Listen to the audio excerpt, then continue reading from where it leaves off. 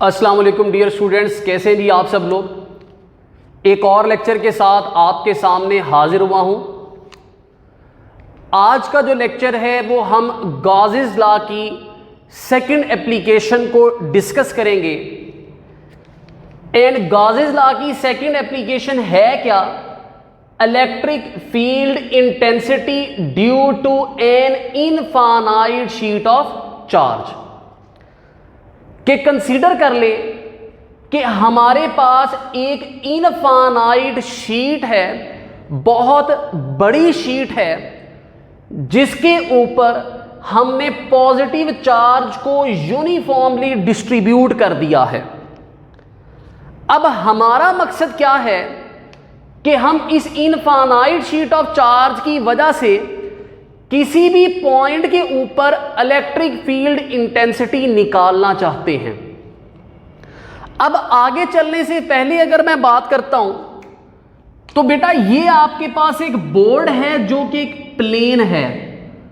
जब भी मैं प्लेन का जिक्र करूंगा तो मैं कहूंगा ये एक 2 डायमेंशनल फिगर है। एंड 2 डायमेंशनल फिगर का एरिया होता है, उसका कोई भी वॉल्यूम नहीं होता। तो बिल्कुल वैसे ही जो हमारा ये इनफाइनाइट शीट है तो शीट का लूंगा एरिया, और मैंने इमेजिन ये किया है कि इस शीट की थिकनेस तकरीबन ना होने के बराबर है। अब जब मैं इसकी बात करता हूं तो एक टर्म है डेंसिटी। डेंसिटी होता है मैस पर यूनिट वॉल्यूम। तो यहां पर मैं डिफाइन कर सकता हूं चार्ज डेंसिटी। तो फिर ये है सरफेस। तो फिर क्या करूंगा? Surface charge density is the charge पर यूनिट एरिया। कि इतने एरिया में कितने चार्जेस हैं तो वो कहलाएगा चार्ज पर unit area is equal to surface charge density. अब यहां से ए इधर लाके मल्टीप्लाई कर दिया तो ये हमारे पास आ गया क्यू, ए इधर आके मल्टीप्लाई सिग्मा इंटू ई आ गया हमारे पास। अब अगर बात करती हैं तो हमारा मकसद यह है कि इलेक्ट्रिक फील्ड इंटेंसिटी निकालना। उसका तरीकेकार आपको समझाया था कि 3 काम करने हैं। जो पहला काम है वो है गॉसियन सरफेस कंसीडर करना। अब गॉसियन सरफेस है क्या?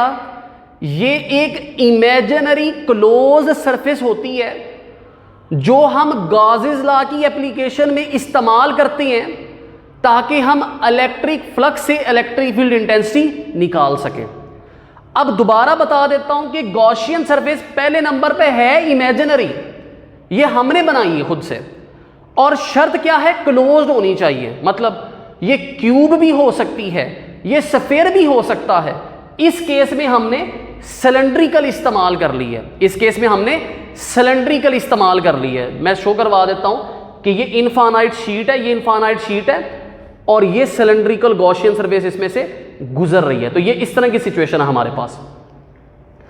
अब पहला काम है गॉसियन सरफेस कंसीडर करना, जो कि मैंने कंसीडर कर ली यहां पे ये ब्लैक कलर की। अब दूसरा काम, इस गॉसियन सरफेस में से इलेक्ट्रिक फ्लक्स निकालूंगा। अब वो इलेक्ट्रिक फ्लक्स कैसे निकालूंगा? ये मेरे पास एक सिलेंडर है, इसकी एक ये फ्लैट सरफेस आ गई, दूसरी ये फ्लैट सरफेस, एंड तीसरी पूरी की पूरी कर्व्ड सरफेस आ गई। तो मैंने यहां पे 3 हिस्से बना दिए। इसको कह दिया फ्लैट सरफेस 1, इसको कह दिया फ्लैट सरफेस 2, इसको कह दिया फ्लैट सरफेस 3। अब मैं बारी बारी हर किसी में से इलेक्ट्रिक फ्लक्स निकालूंगा। तो सबसे पहले नंबर पर आ जाएगा electric flux through flat surface 1। तो किसके बराबर होगा? Phi is equal to E dot A. तो ये हमारे पास आ जाएगा E A cos of theta. अब यहां पर अगर मैं थीटा की बात करता हूं तो वो क्या लूंगा? गौर करना जरा। ये मेरे पास सिचुएशन है, ये मेरे पास इनफाइनाइट शीट है, ये सिलेंडर है। अब चार्ज पॉजिटिव है तो पॉजिटिव चार्ज की वजह से इलेक्ट्रिक फील्ड इंटेंसिटी बाहर की तरफ होगी। इलेक्ट्रिक फील्ड इंटेंसिटी बाहर, ये मैंने यूं शो करवा दी, ये ब्लू वाला ये शो कर रहा है इलेक्ट्रिक फील्ड इंटेंसिटी। अब ये इलेक्ट्रिक फील्ड इंटेंसिटी बाहर की तरफ है। अब ये है फ्लैट सरफेस जिसके अंदर से मैं निकालना चाह रहा हूं इलेक्ट्रिक फ्लक्स। तो इस फ्लैट सरफेस के ऊपर वेक्टर एरिया भी बाहर की तरफ नहीं बनेगा, ऐसी सिचुएशन नहीं बनेगी कि ये इलेक्ट्रिक फील्ड इंटेंसिटी भी बाहर एंड वेक्टर एरिया भी बाहर की तरफ बन जाएगा।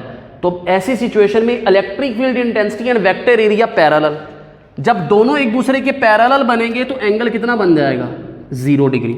जब एंगल 0 डिग्री होगा तो ये हमारे पास आ जाएगा phi is equal to E A cos of 0 and cos 0 किसके बराबर हो जाता है? 1 के बराबर। तो ये हमारे पास आ गया साइड 1 में से इलेक्ट्रिक फ्लक्स जो के बराबर हो गया ई ए के बराबर हो गया, जो कि बराबर हो गया बेटा ई ए के। अब देखिएगा जरा, इसी तरह से इलेक्ट्रिक फ्लक्स थ्रू सरफेस 2, ये वाली जो सरफेस है इसमें से इलेक्ट्रिक फ्लक्स ये वाली।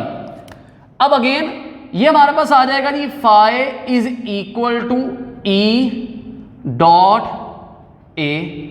अब ये आ जाएगा E A cos of theta. अब अगर मैं यहां पर थीटा की बात करता हूं तो थीटा इज इक्वल टू कितना बनेगा? अगेन इलेक्ट्रिक फील्ड बाहर, देखना जरा। अब इस डायरेक्शन की अगर बात करता हूं, इस साइड की, तो इलेक्ट्रिक फील्ड इंटेंसिटी इस साइड से भी बाहर की तरफ होगी, वे की तरफ, और इस जगह पर जो वेक्टर एरिया हमारे पास बनेगा वो भी बाहर की तरफ बनेगा। तो ऐसी सिचुएशन में दोनों जो होंगे वो एक दूसरे के क्या होंगे? पैरेलल, दोनों एक दूसरे के पैरेलल। तो अब ऐसी सिचुएशन में थीटा जो होगा वो कितने बन जाएगा? 0 डिग्री। अब ऐसी सिचुएशन के अंदर phi is equal to E A cos of 0, तो ये हमारे पास बन जाएगा phi is equal to E A के बराबर आ गया। तो ये हमारे पास आ गया जी इलेक्ट्रिक फ्लक्स थ्रू साइड 2। इसको मैं फाई 2 का नाम दे देता हूं, इसको फाई 2 का नाम दे देता हूं। अब इसके बाद नेक्स्ट चीज हमारे पास आ जाती है, अब जो कर्व्ड सरफेस बच गई थी, मतलब ये वाली जो कर्व्ड सरफेस हमारे पास बच गई थी ये, अब इसमें से फ्लक्स कैसे निकालना है, गौर करना। अब हमारे पास आ जाता है phi 3 is equal to E dot A, फिर आ जाएगा E A cos of theta. अब ऐसी सिचुएशन में एंगल कितना है? Theta is equal to 90 degree. अब कैसे देखना जरा, अब गौर कीजिएगा जरा, ये मेरे पास गॉसियन सरफेस और ये मैंने यूं शो करवा दिया। अब गौर करना, ये ब्लू कैप का मतलब है इलेक्ट्रिक फील्ड इधर से इधर है, रेड का मतलब इलेक्ट्रिक फील्ड का डायरेक्शन बाहर की तरफ है, ऐसे है।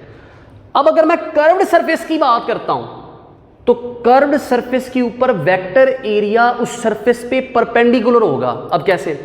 इस जगह पर वेक्टर एरिया बनाता हूं वो ये, जो कि इलेक्ट्रिक फील्ड के क्या है? परपेंडिकुलर। अगर मैं इस जगह पर वेक्टर एरिया बनाता हूं अभी भी परपेंडिकुलर, अगर मैं इस जगह पर बनाता हूं अभी भी परपेंडिकुलर, अगर मैं बैक साइड पे बनाता हूं तब भी परपेंडिकुलर, अगर इधर बनाता हूं तब भी vector area electric field intensity की क्या होगा? परपेंडिकुलर। तो इसका मतलब क्या हुआ कि आपके पास एंगल थीटा जो बनेगा वो कितना बनेगा? 90 degree. So phi 3 is equal to E A cos of 90। तो कॉज 90 होता है 0 के बराबर, तो ये हमारे पास आ जाएगा जी फाई 3 इज इक्वल टू 0। तो ये थर्ड साइड में से भी हमने इलेक्ट्रिक फ्लक्स निकाल लिया, तो ये थर्ड साइड में से भी हमने इलेक्ट्रिक फ्लक्स निकाल लिया। अब इसके बाद नेक्स्ट चीज जो है वो हमारे पास क्या आ जाती है, गौर कीजिएगा कि हमने पहला स्टेप था गॉसियन सरफेस, अब दूसरा step total electric flux through the Gaussian surface. तो वो तमाम के तमाम इलेक्ट्रिक फ्लक्स को ऐड करने के बाद मिलेगा, मतलब कि जितने भी इलेक्ट्रिक फ्लक्स थे अलहदा अलहदा, अब उनको ऐड कर दें, phi 1 plus phi 2 plus phi 3। तो ये हमारे पास आ जाएगा ई ए प्लस ई ए प्लस 0। तो total electric flux through the Gaussian surface add करके कितना हो जाएगा? 2E ए के बराबर। तो ये हमारे पास आ गया जी total electric flux through the Gaussian surface. इसको कह देता हूं इक्वेशन नंबर 2 कह देता हूं, इसको इक्वेशन नंबर 2 कह दिया। अब तीसरा स्टेप, पहला था गॉसियन सरफेस, दूसरा electric flux through the Gaussian surface, and तीसरा गॉसेस लॉ को अप्लाई करूंगा बाय गॉसेस लॉ। तो अब गॉसेस लॉ क्या कहता है, phi is equal to q over epsilon naught, putting value of q. अब इस इक्वेशन से क्यू की जगह पर इधर वैल्यू पुट कर दूं, सिग्मा ए पुट कर दूंगा, तो ये हमारे पास क्या बन जाएगा, phi is equal to q की जगह पर सिग्मा ए ओवर और ये epsilon naught as it is.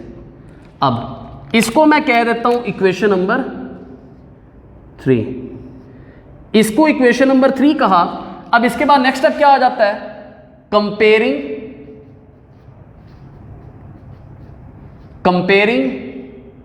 2 and 3।